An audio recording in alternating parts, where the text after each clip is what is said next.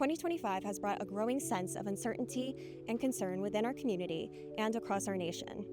With Easter right around the corner, I asked LMU Jesuits here at the Jesuit community to reflect on what they've seen as spiritual directors and how it all culminates into this greater question of what matters most. Listening.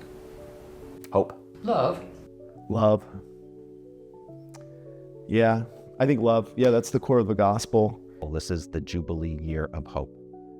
That's my focus for this year is to live into hope. The major thing is people need somebody to talk to. Anything you could do to encourage people, I think that's what we can do for one another. It doesn't take a license. So I'm university chaplain, which means I'm really aimed at the faculty and staff and administrators and people like that, more like my age. Has there been an Ignatian value or practice that you've found yourself leaning on? Sure. I mean, it would be don't just keep it all here. Open it up to the God I believe in, and so then I'm not alone, and that really helps. So it's shared, and presence. The fundamental Ignatian practice is what we call the examen, which is to review the course of my day. St. Ignatius wrote up a basic little framework, to take a time, either once or twice a day, to stop and say, what have I been doing? What have I been feeling? How's it been affecting me?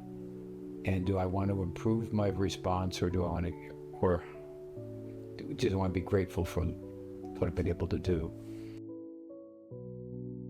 Love is an act of will, not love is a feeling.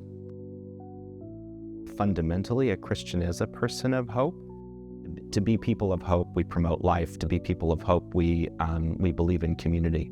One of the most dangerous things, a temptation in our times, is to be so overwhelmed by, you fill in the blank. There's so many things to be overwhelmed by. I think constantly it's a flood of information, and most of which is not all that positive. The temptation is to isolate ourselves, to separate ourselves.